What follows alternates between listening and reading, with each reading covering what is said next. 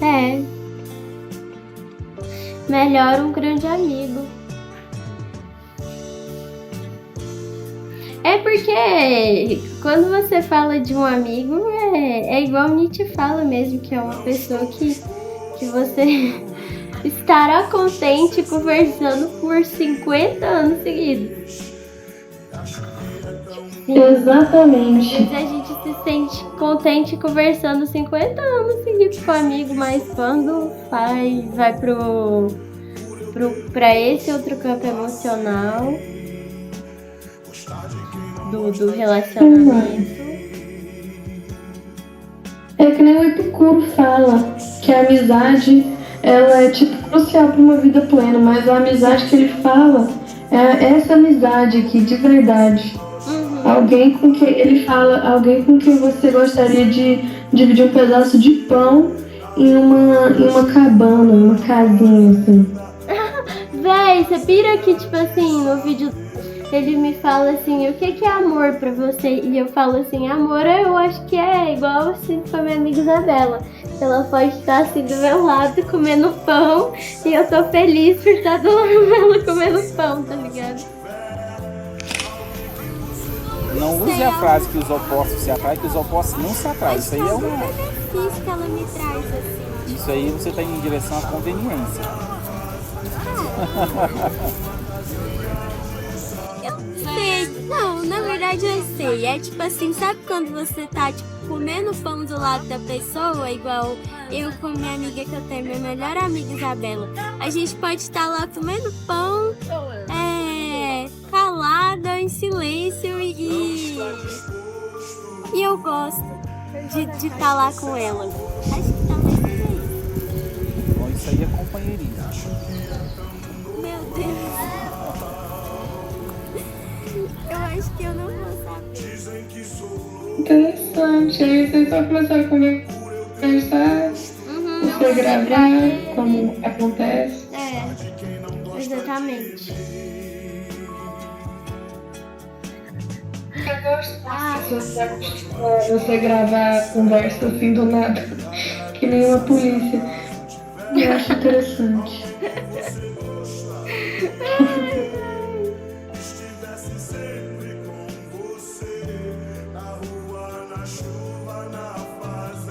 Eu acho interessante, a galera só aceita, né? Eu tô tão imersa assim na nossa relação, na nossa amizade, que eu nem sei como que é, tipo, se você faz algo estranho, eu nem percebo mais. Então eu não sei o que eu ia achar se alguém chegasse em mim do nada e começasse a gravar uma conversa comigo. Eu sou sinistra. Eu não sei como que eu ia reagir assim do nada se isso acontecesse. Ah, véi, pois é, eu nem ligo, tipo. Simplesmente é Tem que isso. ligar mesmo, não, quem liga, né? Mas deve ser um baque, assim, uma coisa. Você pensa, por que será que essa pessoa tá gravando? Porque não faz sentido. Pois é. Você achou o vídeo? Não deu certo? É esse eu vi. Ah, caralho, velho. Não tô vendo a porra do vídeo. Já tá. Há quanto tempo tá passando esse vídeo? Eu não tô vendo. Ai, meu Deus. Agora eu tô vendo o áudio. É mesmo. Foi mal. Lágrimas Negras, Cuba Feliz. Você assistiu o vídeo sozinho.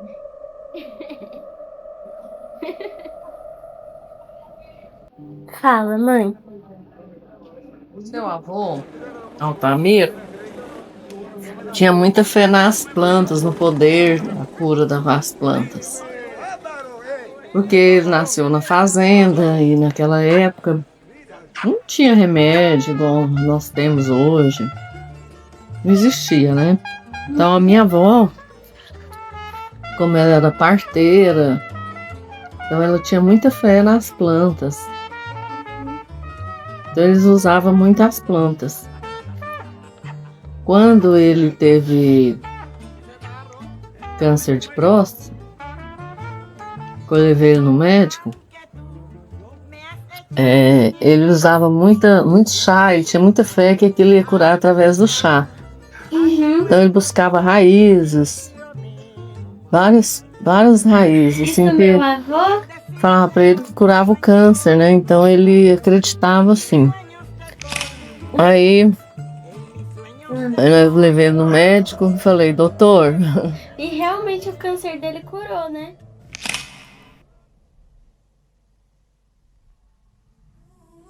A árvore, aquele dia que eu te li, lembra? Ele falou assim. Sim, depois que você vai crescer e está ao seu redor, você tem que. Não tem como você diminuir de novo. E aí você tem que viver com a solidão. Sim. Mas é porque eu tava tentando batalhar com a solidão, sabe? Mas agora eu acho que eu tô começando a não aceitar a solidão, mas escolher a solidão. Solidão não é. Escolher a solidão.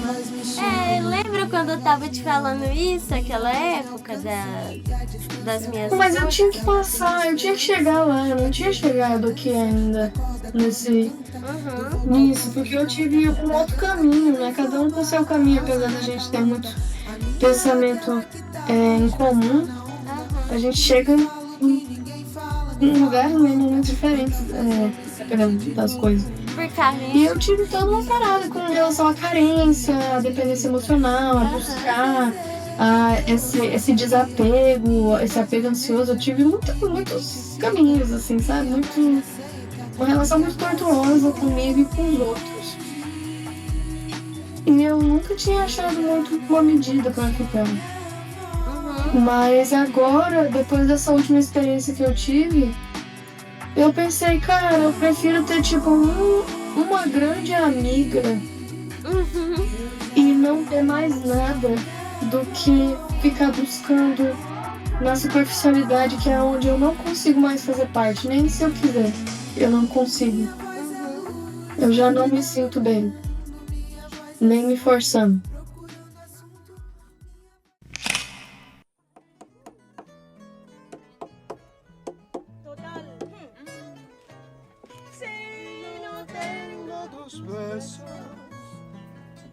No me muero por eso. Ya yo estoy cansada de tanto besar. Qué rico, ay, madre, qué rico.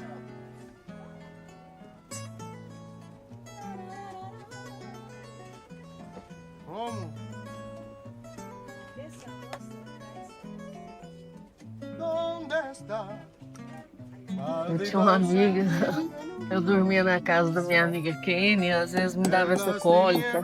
Ela levantava e saía nas vizinhas procurando essa folhinha, porque era a única coisa que passava a minha cólica.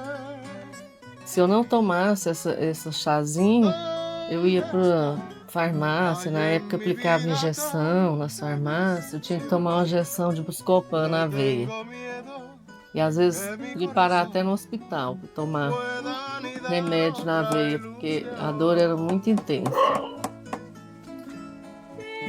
Mas as coisas vão mudando, né? Minha mãe tinha muita planta, chá disso, chá daquilo. Eles tinham muita fé nos chás.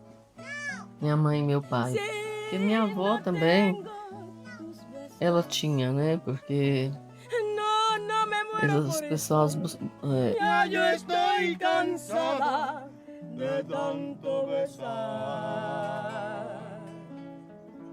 Viví sin conocerte. Puedo vivir sin ti.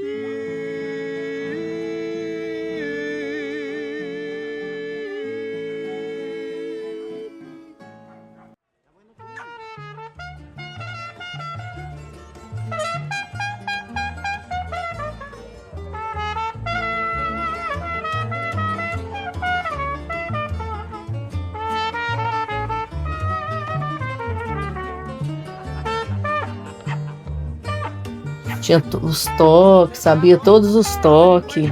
Então essa profissão dela, ela tinha essa profissão de parteira. E parteira, Vitória, na época, era como se fosse uma médica, ginecologista, mas não cobrava nada por esse serviço, não. E não cobrava nada, porque era comum. E tipo assim, eu tenho umas Era coisas na comum. minha casa, eu vou te dar, entendeu? Porque eu sei que isso vai te curar. E isso, na verdade, essa sociedade que a gente tinha, essa época, justamente veio de herança dos nossos povos africanos e dos nossos povos indígenas. Porque os europeus não tinham essa mesma cultura. Hoje você falou que ia botar um vídeo de um médico falando.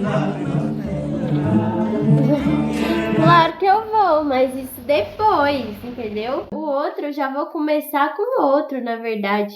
E são dois. Tá. De dois psiquiatras, assim, mais velhos, porque essa faixa etária, na verdade, é a faixa etária que tá mais se despertando pro lado da medicina. Tipo, os estudiosos mais velhos é que estão se despertando pra medicina, pra essa medicina natural, resgatando essa cultura ancestral.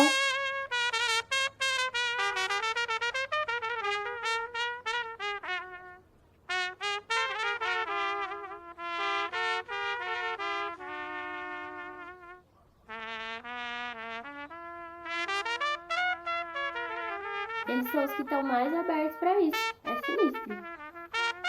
Interessante. Uhum.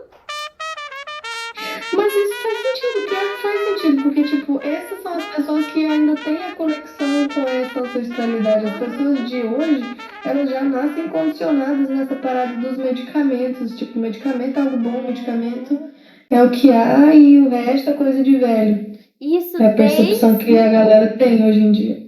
Eu sinto. Sim, total. E isso desde a época da minha mãe, desde 1960 pra frente. Lá no mercantilismo, eles passaram pelo feudalismo, era mais uma cultura de trabalho. Mas aí depois veio a maior cultura de trabalho, que daí eu falo o começo do plano de Satanás pra mim. Que é o seguinte, os Estados Unidos, ele estava na Guerra Fria, né? E o plano deles era dominar o mundo, dominar a cabeça das pessoas. Porque ele ainda não tinha conseguido fazer isso 100% antes da Guerra Fria. Principalmente aqui na América do Sul. Porque aqui na América do Sul podia ter acontecido o que fosse, a gente ainda carregava o modo de vida dos nossos ancestrais, porque a gente se reproduziu todo mundo com todo mundo aqui, entendeu? Então a gente criou essa ideia de família, a gente criou essa conexão com a natureza que a gente tem, vem muito dos povos indígenas, o nosso culto, a religião. Se despierta una ocasión y desaparece mi ternura.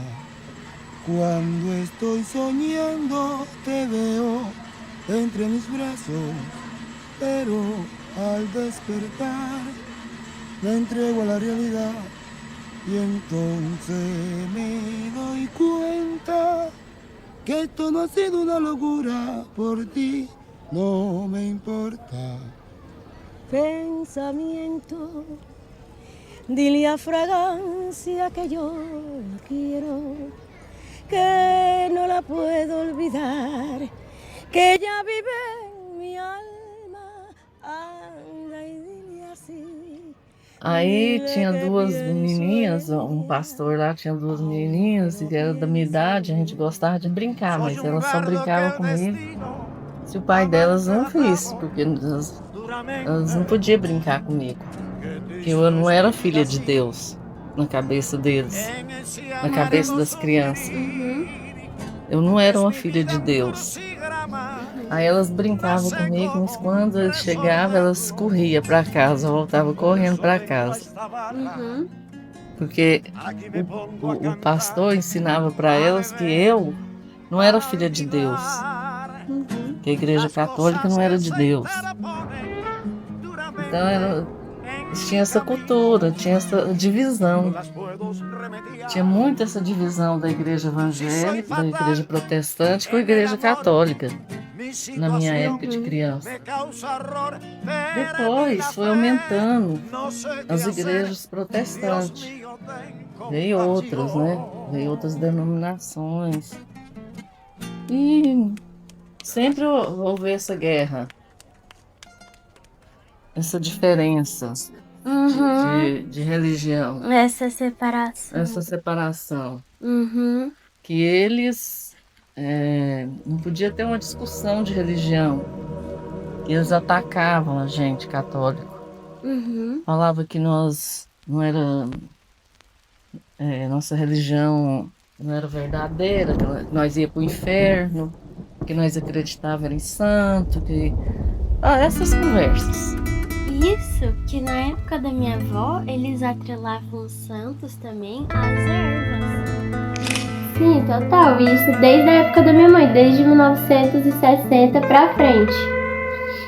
Que foi quando começou junto ao capitalismo? Da época da Guerra Fria.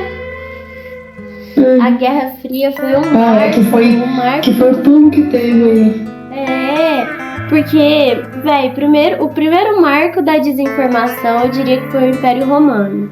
Porque o Império Romano acabou com muitas coisas, inclusive com a Biblioteca de Alexandria, com várias coisas egípcias. Eles pegaram as tumbas, eles pegaram tudo. Se você for no Museu do Louvre, você vai ver. Porque eles transfiguraram o catolicismo, o cristianismo. Total, porque eles queriam apagar aquela história e começar uma nova história. E a segunda vez que isso aconteceu foi com os Estados Unidos. Os Estados Unidos fez exatamente o mesmo movimento durante a Guerra Fria. Isso, durante a Guerra Fria. Por isso que a guerra foi muito mais ideológica, total. Só que mesmo assim muitas pessoas morreram nessa brincadeirinha aí. Eu achei que você falou que ia botar um vídeo de um médico falando. Claro que eu vou, mas isso depois, entendeu?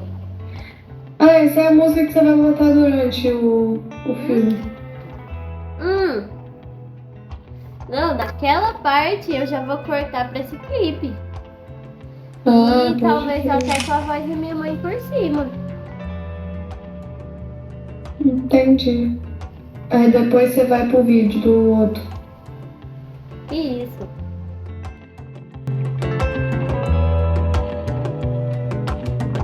Aí, Wilson, belo bigode, hein, cara? Você viu? Porra! Isso aqui eu herdei do meu bisavô.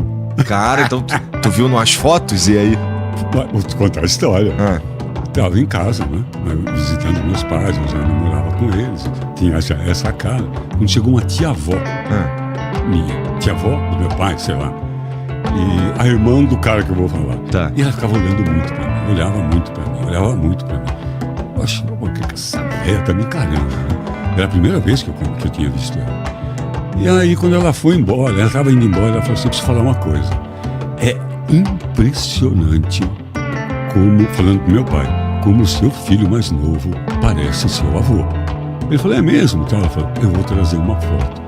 Quando ela trouxe a foto, sou eu, igualzinho, com essa barba, com esse bigode, só que o cara tinha uma barba muito bem cuidada, não tinha um pelinho fora de lugar. Tal. Mas eu fiquei impressionado com a semelhança. E aí eu fiquei sabendo, né? Aí fui procurar. Era um advogado carioca, e fui saber da vida dele. E aí fiquei sabendo umas coisas da personalidade dele que eu tive certeza. Pô, esse cara era eu mesmo. Lá em casa, meu pai e minha tia, irmã dele, dizem que eu sou a reencarnação do meu avô. Meu pai me chama de Coelho Neto. Minha tia às vezes me chama de Coelho Neto também, que era o nome do meu avô. Porque dizem eles que parecem muito. Dizem eles que parecem muito na personalidade também. O meu irmão mais novo tem umas fotos dele criança. Tem umas fotos minha criança que quando ele era menor ele confundia achando que era ele. A gente é também um tanto parecido, cara. Isso é interessante. Tu acredita em reencarnação, Wilson? Não acredito. Tá. Eu tenho certeza. É sério? Sim. Isso é interessante. Isso dá uma perspectiva legal.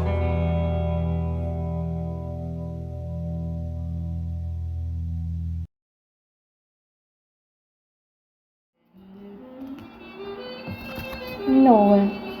Sede em meu favor, Virgem soberana, livrai-me do inimigo com vosso valor. Glória seja ao Pai, ao Filho e ao amor também, que é um só Deus, em pessoas três, agora e sempre e sem fim. Amém. Hino. Deus vos salve, cidade de torres guarnecida, de Davi com armas bem fortalecida, de suma caridade sempre abrasada, do dragão a força foi por vós prostrada. Ó mulher tão forte, ó invicta Judite, que vos alentastes o sumo Davi, do Egito o curador, de Raquel nasceu, do mundo o Salvador, Maria novo deu. Toda é formosa, minha companheira, nela não há mácula da culpa primeira. Ouvi, Mãe de Deus, minha oração, toque em vosso peito os clamores meus. Tem muito isso da figura do peito, né? De novo. Oração.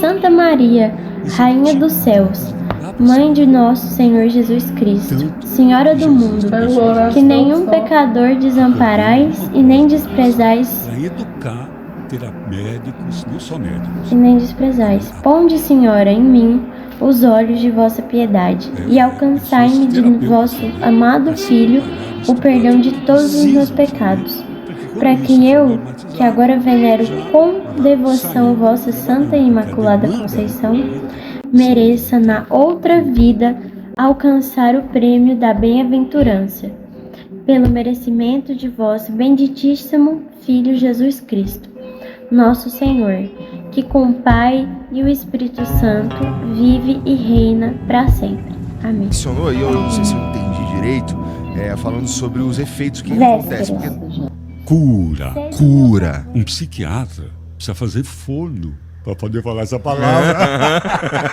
Ele gagueja. Ele não consegue falar. Então, eu falo sem gaguejar porque vejo isso acontecer. Isto é, não só trabalhar com a parte química, mas ir na resolução do problema. Por conta do que a gente estava falando, da dissociação do ego e dessa capacidade de mostrar realidades da nossa cebola, com tantas camadas, e essas substâncias orientando a pessoa a ir lá aonde precisa para desatar um nó. Isto é mágico. Então, isso precisa ser normatizado. Não pode ficar no cesto das drogas que entrou nos anos 70 sem nenhuma comprovação científica, que colocaram os enteógenos junto com a cocaína, com a heroína, com droga de abuso. E a ciência está careca de saber que essas substâncias não são drogas de abuso. Não existe ninguém dependente. Não, ninguém precisa. E tipo assim, vai dar certo, velho. Vai dar tudo certo. Eu não sei como é que vai se desenrolar as coisas. Eu não sei, porque Não dá pra saber de pra nada. mim, entendeu? Mas eu sei que, tipo assim, eu só tô sendo guiada, conduzida, fazendo as minhas coisas, tô fazendo os meus filmes e eu sei que vai acontecer. Amém. É isso. Não preciso de toda essa racionalização. Tá, vamos continuar aqui. Agora eu vou botar o médico. Por isso é importante, quando a gente faz isso, o uso terapêutico, essas três fases: a preparação, a indução, que é a própria experiência, e a agregação dessa experiência. Aí, é agregar aquilo para fazer, o terapeuta vai ajudar a fazer a pessoa achar sentido naquilo na vida. Então, essa integração dessa experiência é fundamental. Quando eu bebia ayahuasca, eu fazia isso e a pessoa nem sabia que eu estava fazendo a integração, que era meu papel. Ele tinha experiência e depois eu ia ajudar a pessoa a elaborar aquelas visões e separar o joio do trigo. Porque nem sempre tudo que a gente vê é informação fidedigna, porque há a mistura do nosso desejo Então, por isso que tem diversos graus de dissociação. Quando eu já não sei mais se eu sou o Wilson Gonzaga, um sanduíche de mortadela ou o Igor, quer dizer, eu estou completamente dissociado já. E aí eu posso ter grandes experiências nesse nível. Só que depois fica difícil de agregar isso, de integrar, porque eu nem lembro. Então são diversos níveis que pode ter ali. E nesses níveis que a pessoa ainda lembra da experiência, o terapeuta vai auxiliar ele a integrar isso na vida psíquica dele, sem colocar os seus valores. Na pós, por exemplo, que eu coordeno, o meu módulo são as competências de um terapeuta psicodélico. Quer dizer, peraí, não é porque é terapeuta que você vai... Tem algumas coisas aqui que você precisa entender que não é para... Tem que saber como que é que faz. Uhum. E uma das primeiras coisas... Bom, isso qualquer terapeuta precisa fazer isso, independente de ser psicodélico. É ser maiêutico, é ser socrático. Quer dizer, é parir aquilo de dentro dele, e não daquilo que eu acho dos meus valores e da minha experiência. Porque fatalmente vai dar zebra se eu ficar interpretando com a minha experiência. Porque eu sou eu, ele é ele, você é você. Sim. Então, através de perguntas, através que maiêutica tem a ver com parto, né? Uhum. Porque a mãe de Sócrates era uma parteira, né? E aí, então, parir aquilo de dentro da pessoa, fazendo perguntas, auxiliando. Assim, nada mais é do que o terapeuta é uma doula Entendi. da dor ali, e vai fazer ele parir.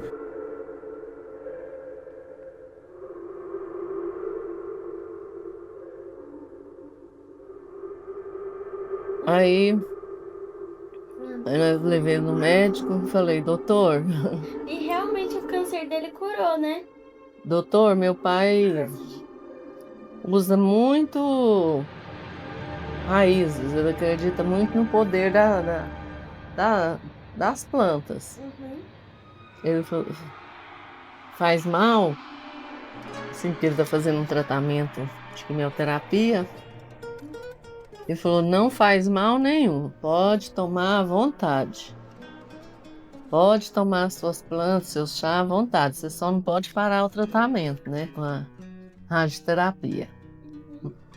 Não parando, e aí ele virou para mim e falou, seu pai nunca vai morrer com essa doença. E realmente ele não morreu com essa doença, porque ela parou a doença, mas ele morreu foi de acidente, então não teve nada a ver com a doença de câncer dele.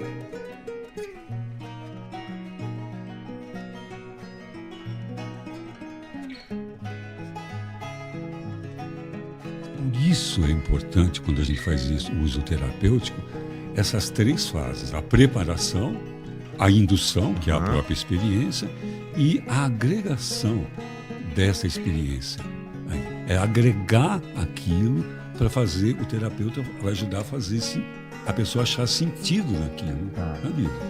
Então, essa integração dessa experiência é fundamental. 2 years he walks the earth. No pool, no pets, no cigarettes. Ultimate freedom. An extremist. An aesthetic voyager whose home is the road. And now, after 2 rambling years comes the final and greatest adventure. The climactic battle to kill false being within and victoriously conclude the spiritual revolution. No longer to be poisoned by civilization, he flees and walks alone upon the land to become lost in the wild. Alexander Supertramp, May 1992. preciso andar, vou por aí a procurar, sorrir pra não chorar. Deixe-me, preciso andar, vou por aí a procurar, sorrir pra não chorar. Quero assim. Wake inside. When you wake inside. When you wake inside.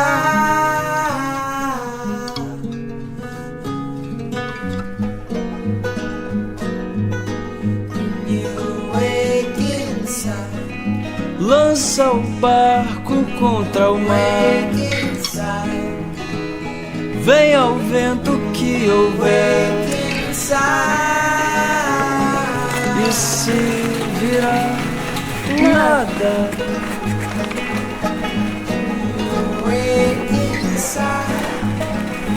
pega a mala que couber. Vira a estrada sem saber. E se perder, calma.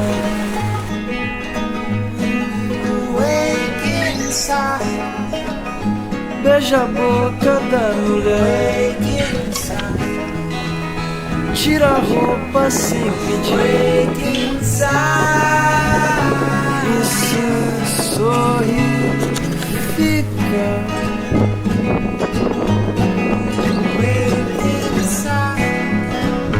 Bebe o copo que encher. Diz pra mim o que é que nem tem palavra.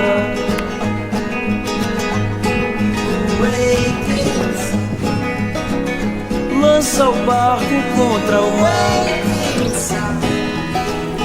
Vem ao vento que houver. E se puder, voa.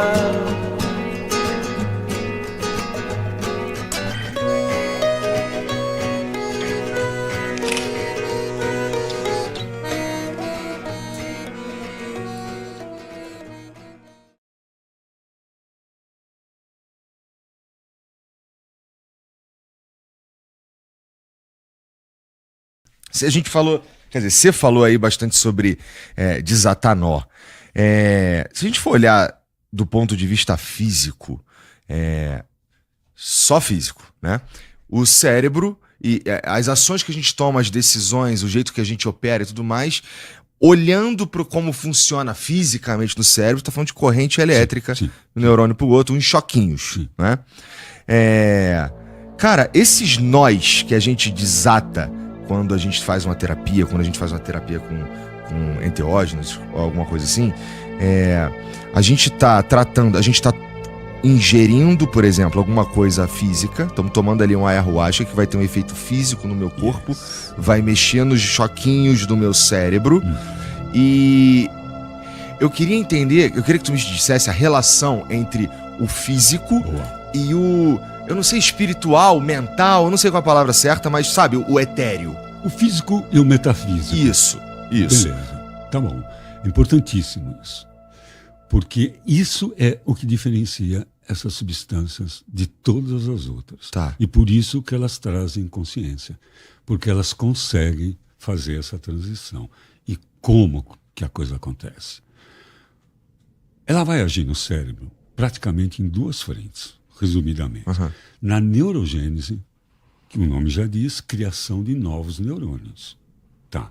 O que é muito legal. Até 2003, a gente acreditava que isso não existia. Que o cérebro, ele não se reproduzia. A gente tinha os neurônios ali e já era. E tal, ia gastando o trabalho, excesso, as maconhas que a gente fumava. Acreditava que as maconhas que a gente fumava, os plantões que a gente dava. Peraí, maconha não mata neurônio? A boa notícia é que não. Ali, ó. Assim, ninguém tá dizendo que fumar é bom. Não, veja. claro que não. Mas é que assim, hoje, né, por conta da medicina canábica, se conhece muita coisa, né? E uma das coisas que a gente coloca é que não era nem da questão da maconha, né? Quer dizer, que o neurônio se refaz. Mesmo que ele seja desgastado, ele se refaz. Então, ele tem essa possibilidade. E algumas substâncias estimulam essa neurogênese. Os enteógenos fazem isso.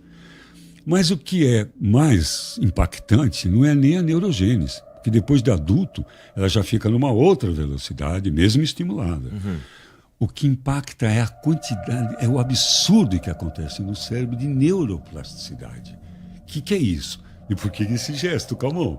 Os velhos neurônios se reconectando de maneiras inusitadas, fazendo parte do cérebro conversar que antes nunca conversavam. Num momento em que o ego cai. Peraí, deixa eu explicar. Porra, ego é uma substância da mente, não é uma substância, é uma coisa mental. Nós estamos falando de cérebro. Então, como é que isso acontece? Nós temos uma estrutura no cérebro que, na verdade, não é bem uma estrutura, é uma estrutura funcional, porque ela está em diversos pedaços do córtex, mas funcionalmente ela é uma estrutura que a gente chama de rede neural padrão. Tá. O que é rede neural padrão? A rede neural padrão, essa estrutura, ela é muito importante. Ela tem duas coisas que ela rege: a autoimagem e a heteroimagem. Como é que eu me vejo aqui dentro? E principalmente em termos de passado e futuro, agregando todo o meu passado, criando a minha personalidade, sendo o que eu sou hoje, e tudo que eu quero ser no futuro. Tá.